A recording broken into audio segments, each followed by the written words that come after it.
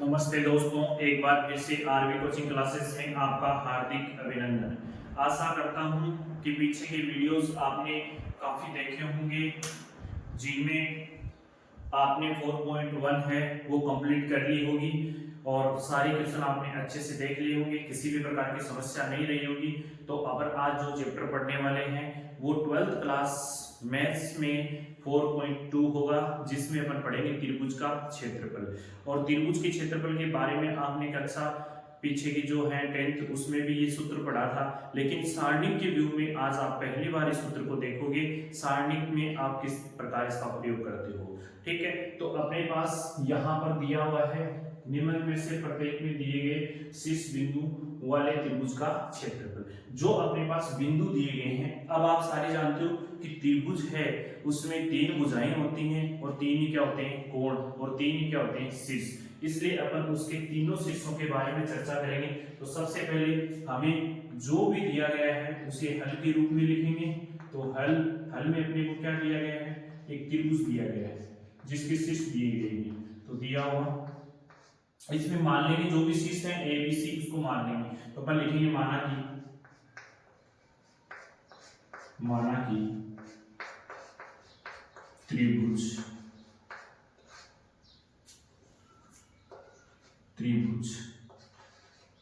के त्रिभुज A B C मान लें, यहाँ त्रिभुज ए बी सी में शीर्ष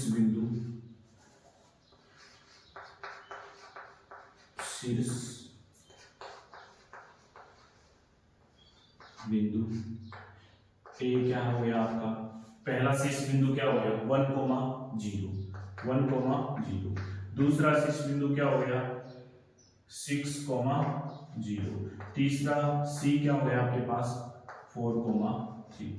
यहां तक तो शीर्ष बिंदु है। आशा करता हूं यहां तक तो समझ में आया होगा। अब देखिए अपने को ज्ञात होना चाहिए त्रिभुज का क्षेत्रफल, और वो भी कैसा, सारणी के रूप में। तो गांठ बांध लें, इस सूत्र को याद करना है आपको। मैं यहां पर लिखता हूं, हम जानते हैं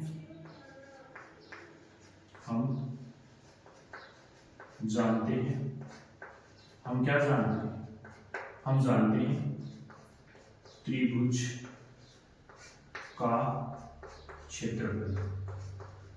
त्रिभुज के क्षेत्रफल और सारणी को दर्शाने के लिए अपन इस साइन का प्रयोग करेंगे। तो अपने पास क्या हो जाएगा 1/2 x1 x2 x3 y1 y2 y3 1 1 1। अब ये सारणी का जी। यहां तक आशा करता हूं कि आपको प्रश्न समझ में आया होगा, जिसका आंसर यहां तक आपने ये सूत्र याद करना है। मैंने कुछ भी नहीं किया अपनी तरफ से। सबसे पहले आपको जो त्रिभुज दिया गया था उसके शीर्ष बिंदु मैंने यहाँ लिखे हैं। इतना काम अच्छे से कर सकते हो आप, यहाँ तक कोई दिक्कत नहीं होनी चाहिए। फिर आपको ये त्रिभुज का क्षेत्रफल है जो सारणी के रूप में याद करना है, जिसको त्रिभुज के साइन यानी सारणी के साइन से अपन दर्शा सकते हैं। यहाँ पर 1/2, फिर सारणी का साइन है, इसे मापांक नहीं बोलोगे, ये बात ध्यान रख लेना। और दूसरी बात इंपॉर्टेंट ये है कि कभी भी त्रिभुज के क्षेत्रफल को आप ऋणात्मक नहीं लोगे, क्योंकि दूरी, क्षेत्रफल, लंबाई ये सारी की सारी कैसी होती हैं, धनात्मक होती हैं, ऋणात्मक नहीं होगी। अब देखो यहाँ पर आप कहोगे कि सर x1 कौन सा है, तो आपने ये देखा है कि जब भी आप क्रमिक युग्म की तरह आप x1 और y1, जैसे अपन निर्देशांक ज्यामिति कक्षा 10th में पढ़ी थी, उसमें क्या होता था कि पहली जो वैल्यू होती है वो x की होती है, दूसरी वैल्यू किसकी होती है y की। तो अपन यहाँ से क्या लिख देंगे, x1 हो जाएगा अपना पहला एलिमेंट, और दूसरा अपने पास क्या हो जाएगा y1, यहाँ से x2 y2, यहाँ से x3 और y3, और यहाँ से इस मान को इस सारणी के अंदर अपन पुट कर देंगे, और उसके बाद इजी से आप इसको हल कर सकते हो। तो मैं यहाँ कर रहा हूँ 1/2 सारणी का साइन, x1 की वैल्यू यहाँ से क्या है 1, x2 की वैल्यू 6, x3 की वैल्यू 4, फिर अपने पास 0 0 और क्या है अपने पास 3, फिर क्या है 1 1 1। ये जो x1, y1, x2, y2, x3, y3 की वैल्यू अपन ने यहाँ पर रख दी है। फिर ये 1 1 अपन फॉर्मूले वाली वैल्यू एज इट इज रख देंगे। ठीक है, अब यहाँ पर जो चर थे ना उनकी वैल्यू को अपन इस प्रकार डिनोट कर देंगे। अब आपको ये बात ध्यान रखनी है कि जब भी आप इस सारणी के साइन को लगाओ तो उसके बाहर आपके पास 1/2 है, क्योंकि कुछ बच्चे जब इस सारणी को हल करते हैं तो 1/2 को इग्नोर कर देते हैं, यानी जल्दबाजी में इसको छोड़ देते हैं, और जैसे आप इस 1/2 को छोड़ दोगे तो जो क्षेत्रफल आएगा वो पूरा आ जाएगा, उसका हाफ नहीं हो पाएगा और प्रश्न आपका क्या हो सकता है, गलत। तो इस बात का विशेष ध्यान रखें। दूसरी इंपॉर्टेंट बात यह है कि जब आपके पास 2/2 कोटि का हो तो उसके साइन, और 3/3 कोटि का यदि आपके पास कोई भी सारणी हो तो उसके साइन इंपॉर्टेंट है, यानी उनके चिन्ह किस प्रकार से, यानी जो पहला एलिमेंट होगा वो हमेशा किसका होगा, प्लस का होगा। यहाँ पर इन चिन्हों का ध्यान रखना, ये आपको एग्जाम में नहीं दर्शाने, सिर्फ आपको क्वेश्चन हल करने में मदद करेंगे। पहला किसका होगा, प्लस का, दूसरा किसका होगा, माइनस का, फिर कैसा होगा, प्लस का, अल्टरनेटिव चलते रहना है, minus plus minus plus minus plus. तो अब ध्यान दीजिए कि इनका जब भी अपन प्रसरण करेंगे, जब भी अपन सारणी का क्या करेंगे, प्रसरण करेंगे, तो इन चिन्हों का अपने पास बहुत अहम रोल रहेगा, क्योंकि चिन्ह मैथ में आप जोड़ बाकी गुणा भाग यदि ये संक्रियाएं नहीं करते हो तो आपके सारे क्वेश्चन क्या हो जाते हैं, गलत, सही तरीके से नहीं लगाते हो, तो अप्लाई करना है सही से। तो अब एक दूसरी बात और है आपके सामने कि इस सारणी में सर्वाधिक जीरो जिस कॉलम या जिस रो में आए उसी के सापेक्ष आपको उसका सॉल्यूशन करना है, ताकि उसके उत्तर आप इजी वे में निकाल सको, आपका एग्जाम में समय बच सके, और एग्जाम में समय सबसे इंपॉर्टेंट होता है।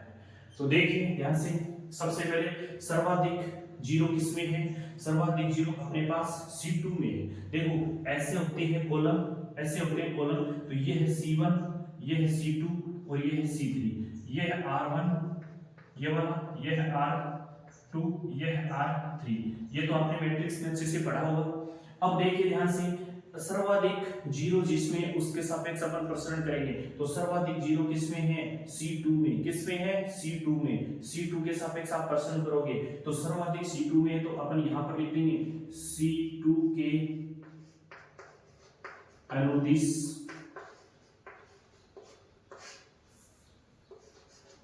प्रसरण करने पर, जैसे आप C2 के सापेक्ष प्रसरण करोगे तो आपके पास जो पहली दो वैल्यू होंगी वो क्या हो जाएंगी, जीरो। लेकिन मैं आपको दर्शाता हूं किस प्रकार से। सबसे पहले अपने पास सूत्र का 1/2 है, इस फॉर्मूले का क्या है, 1/2। फिर अपन बड़ा ब्रैकेट लगा देंगे, आप इसको मैट्रिक्स का साइन ना समझे, ये बड़ा ब्रैकेट है। अब देखिए अपने पास C2 के सापेक्ष तो माइनस लगाएंगे, माइनस मैंने क्यों लगाया है, क्योंकि यहां से देखिए, यहां से C2 के जो साइन होंगे वो ये वाले होंगे, तो पहला क्या होगा, माइनस, यानी जीरो से पहले मेरे को क्या लगाना पड़ेगा, माइनस।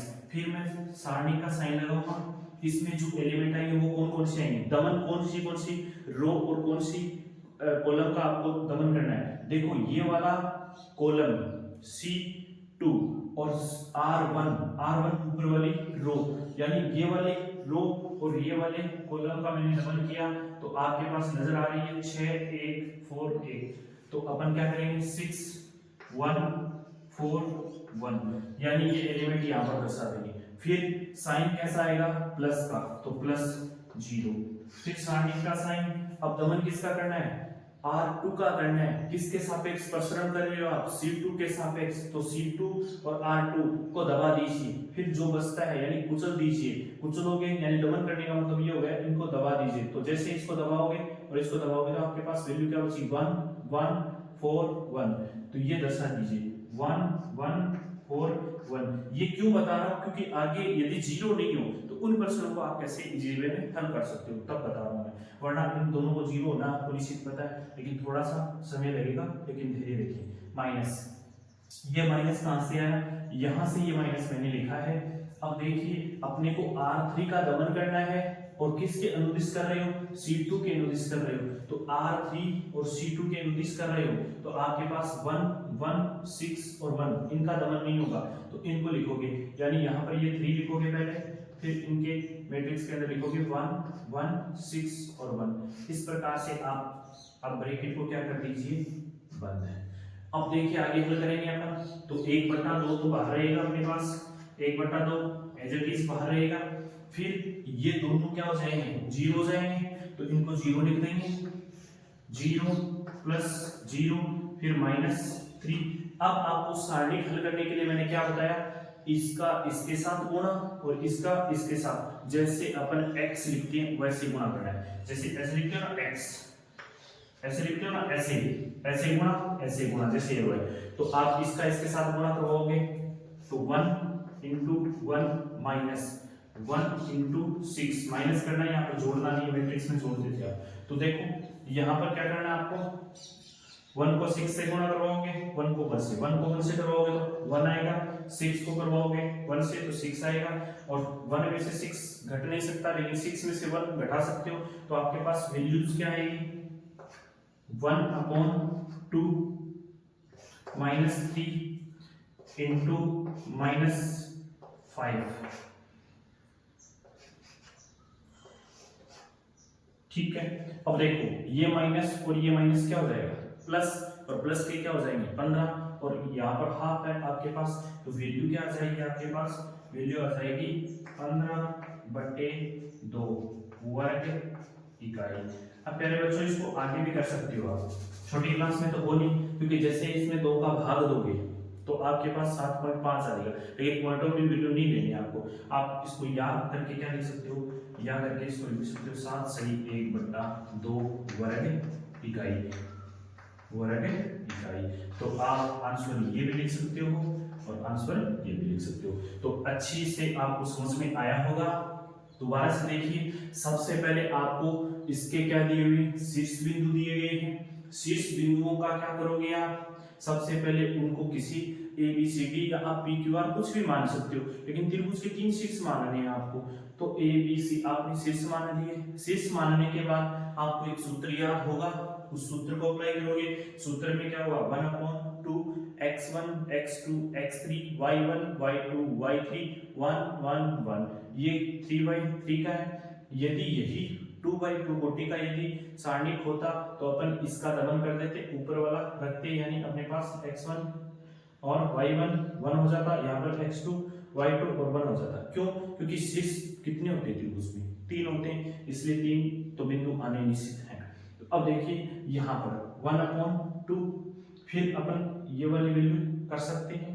तो इस प्रकार से आपको इसका हल करना है। फिर इन साइनों को आपके एग्जाम में नहीं दर्शाना, आपको ध्यान में रखना है, पहला प्लस दूसरा 3/3 के लिए होता है, 2/2 के लिए क्या होता है, पहला प्लस दूसरा माइनस, फिर माइनस फिर प्लस, ये हो जाएगा। तो इस प्रकार से आप इसको आगे इसी वे में हल करोगे। तो बढ़ते हैं अपन अगले प्रश्न की ओर, इसे नोट कीजिए।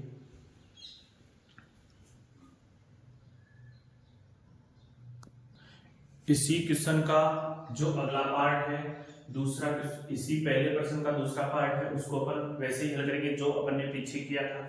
देखिए सबसे पहले अपने पास जो निर्देशांक दिए गए हैं उनको हल के रूप में लिखेंगे। तो हल में आपको जो दिया गया है वो लिखेंगे दिया हुआ।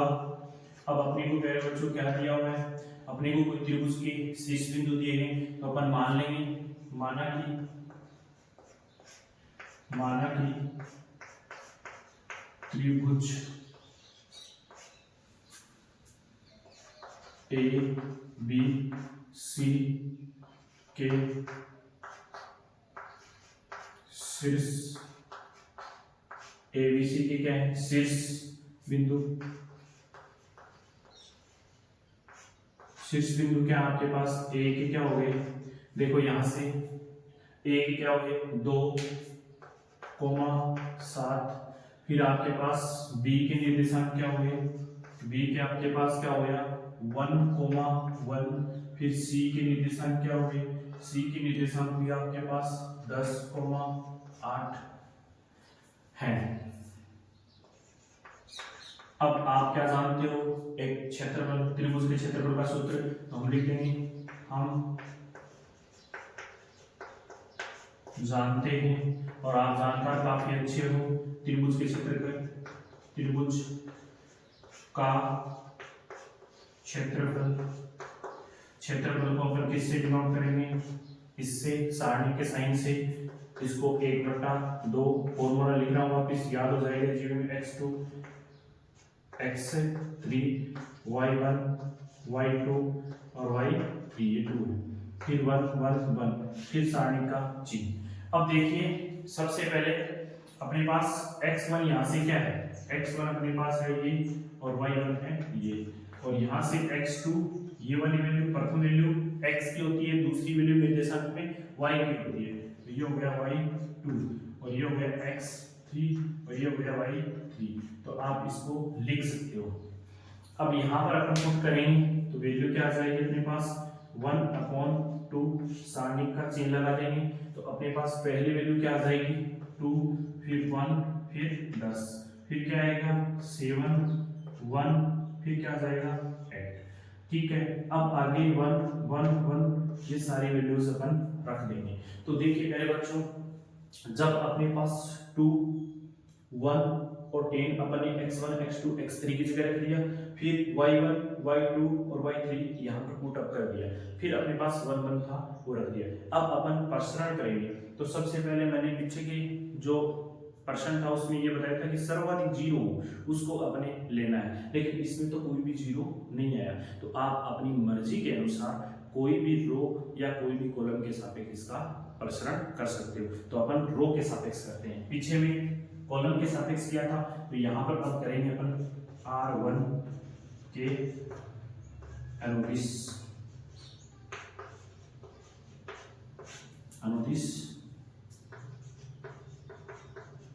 प्रसरण करने पर, यहाँ पर देख सकते हो सारणी का प्रसरण करने पर। ठीक है, अब R1 ये है बच्चों, R1 ये, और R1 में मैंने चिन्ह क्या बताए थे, पहला किसका होता है प्लस का, दूसरा किसका होता है माइनस का, तीसरा किसका होता है प्लस का। अल्टरनेटिव चलते हैं तो सबसे पहले अपन लेंगे यहाँ से 1/2। क्यों लिया 1/2? क्योंकि अपने फॉर्मूले का था 1/2। फिर अपन चिन्ह लगाएंगे बड़े कोष्टक का, फिर देखिए इस 2 को लूंगा मैं तो अपने पास 2 आ जाएगा, फिर इसके सापेक्ष दमन किसके सापेक्ष कर रहे हैं R2 और C1, तो बचा क्या आपके पास 1 1 8 1। ठीक है, तो क्या है 1 1 8 1, फिर आगे साइन कैसा माइनस, तो यहाँ पर माइनस लगा दिया। R1 के सापेक्ष क्या कर रहे हो आप प्रसरण कर रहे हो, तो R1 में पहला ले लिया, दूसरा क्या आएगा 7, क्या आएगा 7। अब इसके सापेक्ष ही प्रसरण करोगे, कॉलम क्या आ जाएगा C2 और रो क्या आएगी R1, तो दमन करने पे ये ऊपर वाली और ये बीच वाली वैल्यू का दमन कर रहे हो, तो आपके पास क्या बचा 1 1 और ये देखो ऐसे मैं दर्शा देता हूँ, ऐसे दमन करोगे ना तो ये और ये बचा और ये बचा, तो इनको लिख देंगे 1 1 10 और 1। फिर देखिए अगला R2 का तीसरा एलिमेंट, तो यहाँ पर क्या आ जाएगा, तीसरे एलिमेंट के लिए क्या है +1, फिर सारणी का साइन। अब दमन C2 का नहीं होगा, अब दमन जिस एलिमेंट को ले रहे हैं ना अपन, R1 के जिस एलिमेंट को ले रहे हैं उसी का कॉलम का दमन करना है। तो R1 का क्या है 3 वाला आपके पास एलिमेंट है, तो कहने का मतलब है इसका C3 का दमन होगा और R1 का दमन होगा। तो आप क्या करोगे, इसका और इसका दमन करोगे तो आपके पास ये वाली वैल्यू बचेंगी, तो यहाँ से 1 1 10 और 8। अब देखिए ब्रैकेट बंद, अब हल करें इसको। सबसे पहले 1/2, इस 2 को बाहर लेंगे, बाहर आ जाएगा, इस 1 को 1 के साथ गुणा करवाओगे क्या आएगा 1, और 1 को इस 8 के साथ करवाओगे तो आपके पास वैल्यू क्या आ जाएगी 1 - 8।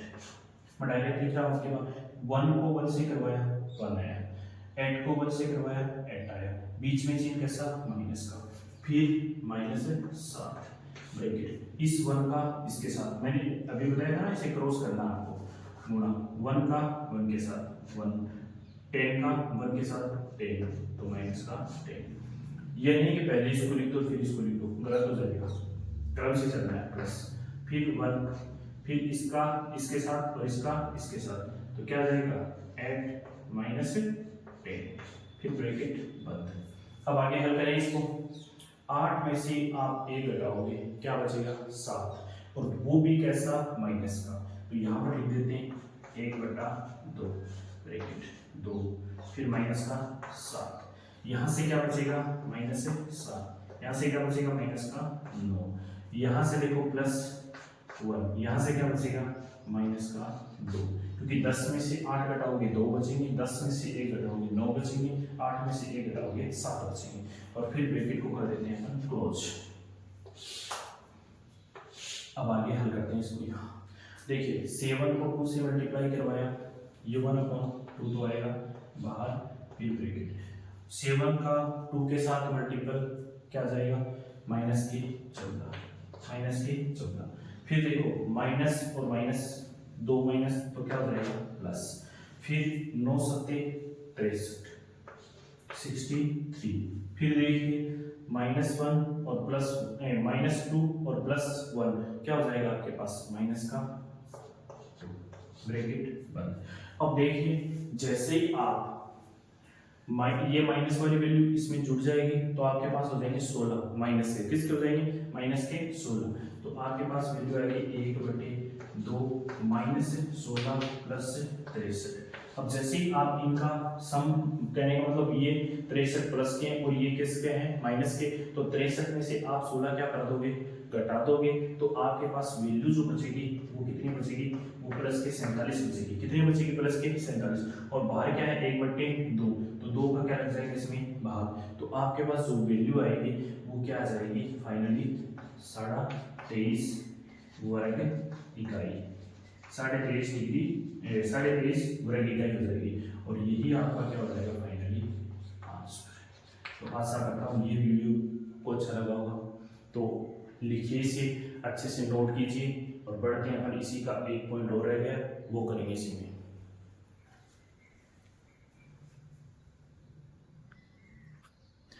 अब देखिए पहले क्वेश्चन का जो तीसरा पॉइंट है वो है अंतिम पॉइंट है पहले प्रश्न का, तो अच्छे से देखना इसको भी, 2 प्रश्न की वैसा का वैसा ये करना, हल लिखेंगे और अपने पास जो दिया हुआ है वो लिखेंगे, दिया हुआ तो दिया हुआ लिखेंगे।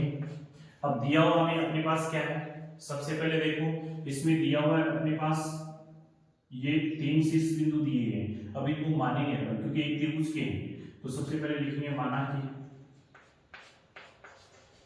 माना कि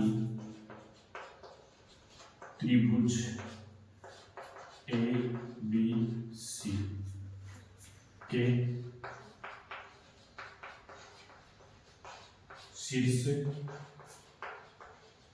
बिंदु ए क्या हो गया पहला दोनों माइनस के -2, -3, फिर बी क्या हो गया आपके पास,3, 2, फिर सी क्या हो गया आपके पास, यहाँ दर्शा देते हैं -1 और -8, ये -8 है, ठीक है -8 है। अब हम क्या जानते हैं, सूत्र जानते हैं, तो हम लिख देंगे हम जानते हैं त्रिभुज का क्षेत्रफल, त्रिभुज के क्षेत्रफल को क्या लिख देंगे अपन, सारणी के साइन से दर्शा देंगे, तो क्षेत्रफल है 1/2, यहाँ पर x1 y1 1, x2 y2 1, फिर x3 y3 1, ये बंद कर दिया हमने, क्लोज कर दिया। अब देखिए पहले बच्चों कि x1 की वैल्यू यहाँ से x1 हो जाएगा ये पहले वाला, और ये हो जाएगा y1, ठीक है, ये हो जाएगा x2 और y2, ये हो जाएगा x3 और y3। अब देखिए ये सारी की सारी वैल्यूज अपन इस सारणी में दर्शा देंगे, तो अपने पास क्या आ जाएगा 1/2, सारणी का साइन पहली वैल्यू -2, फिर 3 और फिर 1। अब यहाँ से क्या आ जाएगा -3, फिर यहाँ से 2 और यहाँ से -8, 1 1 1। अब आप किसी के भी सापेक्ष प्रसरण कर सकते हो, पीछे वाले क्वेश्चन के अंदर अपन ने किसके सापेक्ष किया था, R1 के सापेक्ष किया, उसी प्रकार से करें। तो देखिए R1 के सापेक्ष मैं क्या कर रहा हूँ, प्रसरण कर रहा हूँ, तो यहाँ लिखूंगा मैं R1 के अनुदिश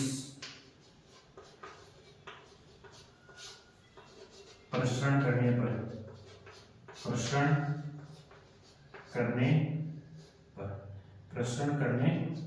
तो जैसे ही आप प्रसरण करोगे तो R1 के सापेक्ष आपको प्रसरण करना है। तो R1 कौन सा है, ये वाला है R1। तो R1 में सबसे पहला जो एलिमेंट होता है किसका होता है, प्लस का होता है। किसका होता है, प्लस का। लेकिन यहाँ पर किसका दिया हुआ, माइनस का। तो अपने पास क्या आएगा, सूत्र के अनुसार 1/2। तो ये प्लस और माइनस क्या हो जाएगा, माइनस। देखो यहाँ से ये प्लस वाली होती है, ये प्लस और ये माइनस क्या हो जाएगा, माइनस। क्योंकि ब्रैकेट में आप जैसे ही प्लस रखोगे, एलिमेंट आपका पहले से ही किसका है, माइनस का। तो प्लस और माइनस क्या हो जाएगा, माइनस। तो मैं यहाँ से क्या कर देता हूँ, माइनस। फिर आपके पास सारणिक दमन किसका कर रहे हो, R1 और C1 का। R1 C1 का, यानी इस रो का और इस कॉलम का। बच क्या है, 2 1 -8 हो रहे, ठीक है। 2 1 -8 और 1। फिर देखिए यहाँ से क्या बच रहा है आपके पास, दूसरा एलिमेंट किसका होता है, माइनस का। किसका होता है, माइनस का।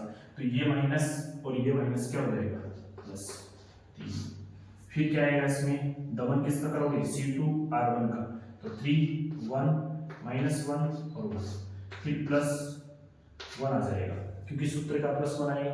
तो दमन किसका करना है, R1 और C2 का। तो आपके पास क्या बचेगा, 3 2 -1 -8, ये आपके पास वैल्यू बचेगी। अब आशा करता हूँ कि इतना तो आपको अच्छे से समझ में आया होगा। अब इसका हल करेंगे अपन। तो हल करोगे तो सबसे पहले 1/2 बाहर रखोगे, फिर आपके पास इसका इसके साथ मल्टीपल, इसका इसके साथ मल्टीपल करोगे तो वैल्यू क्या आएगी वो देखो, -2। अब इसका इसके साथ करोगे तो आ जाएगा 2, इसका इसके साथ करोगे तो माइनस का 8 आएगा। और माइनस के 8 को पहले माइनस के चिन्ह से गुणा करोगे, क्योंकि ये माइनस और ये माइनस का 8, माइनस और माइनस क्या हो जाएगा, प्लस। तो मैं यहाँ पर डायरेक्ट ये लिख रहा हूँ, क्या हो जाएगा, ये आपका प्लस। क्या हो जाएगा, प्लस। अब देखो यहाँ से +3, यहाँ से इसका इसके साथ मल्टीपल क्या होगा, 3, इसका इसके साथ 1 होगा, लेकिन वो भी कैसा, माइनस का। कैसा होगा, माइनस का, क्योंकि माइनस और प्लस माइनस होता है, लेकिन सूत्र का माइनस। यानी अभी यहाँ पर जो समझाया था वही हो जाएगा, यहाँ पर भी क्या हो जाएगा, प्लस। क्यों होगा, क्योंकि ये माइनस और सूत्र का माइनस क्या हो जाता है, प्लस। तो ये आ गया। फिर यहाँ से देखो +1, यहाँ से 8 की टेबल 3 टाइम बोलोगे तो माइनस का 24, ठीक है। 1 को 2 से मल्टीप्लाई करोगे तो माइनस का 2, और माइनस के 2 को अपन सूत्र के माइनस से गुणा करोगे तो प्लस का 2 हो जाएगा। और इसी के साथ ये ब्रैकेट बंद। अब आगे हल करते हैं इसको। 1/2 ये हो गया, -2, 8 और 2 जोड़ोगे तो क्या हो जाएगा, 10 से गुणा करते हैं इसको।